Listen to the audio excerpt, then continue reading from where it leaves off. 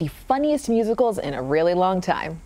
And for some unexplainable reason, the crowd goes wild every time. Well, there's something rotten. The story of two playwright brothers trying to beat William Shakespeare at his own game. One of them turns to a local soothsayer to find out the next big thing in theater, and he predicts musicals. So we welcome that soothsayer to Midday. Nostradamus, played by Blake Hammond. Thank you so much for joining us this afternoon. Oh, you're very welcome. And I bet this is a little bit of a treat because this is somewhat of a homecoming for you, right? I love it. My whole family can come see the show. My mom, Rachel Hammond, gets to come see me. Where exactly are you from? Where'd you go to school? I grew up in Glen Rose, Texas, but my family moved back to Fort Worth after college. Went to UT Austin for college. Nice. But I have family in Garland and Plano and Arlington and Fort Worth and Dallas. So. And you guys just opened last night. We did. How did it go? It was fantastic. The audience was incredible. So we know that this show is all about laughs, and it sort of pokes fun at the industry. Talk to us a little bit about that. What makes it so funny? Well, it's very, very clever writing, first of all. Okay. It's really, really funny writing.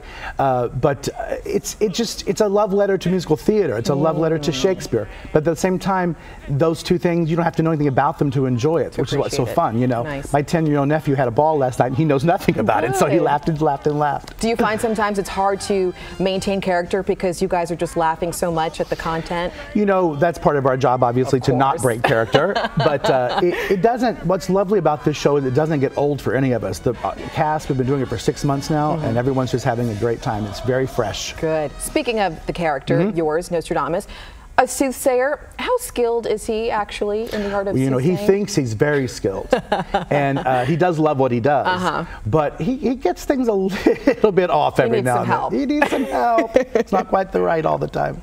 And so we're looking at some pictures we just saw there of you in character, and I even saw a clip of you sort of getting ready. The transformation is incredible. What's sort of your routine for becoming Nostradamus? Well, you know, it starts usually, each show starts with me getting, just sort of getting quiet a little bit for myself, and then I start painting. You know, once you start painting, it sort of emerges.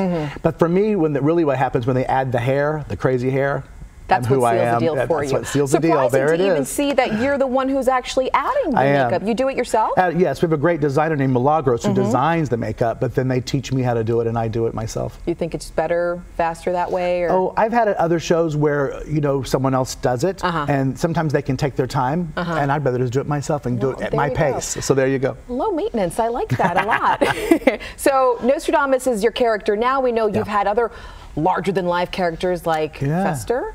Uncle Fester here 5 years ago, From the Addams Family there. That's right. So what sort of draws you to these roles? Is it because they're just so out there and eccentric? Or? I think the character roles are the most fun of any show. For you, yeah. You know, like for instance, I get to become someone different every single time. As where a leading man's always a leading man.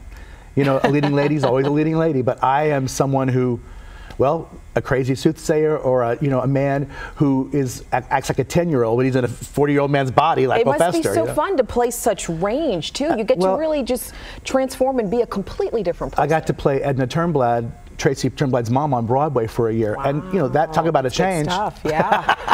I would say that's a full 180 there, huh? Full 180. Well, Blake, thank you so much for joining us this midday. Oh, I've had a ball. Really appreciate it. And Something Rotten, by the way, plays at the Winspur Opera House in Dallas, through June 25th. So go ahead and get your tickets by heading over to attpac.org. Celebrating birthdays this June 14th, Pretty Little Liars star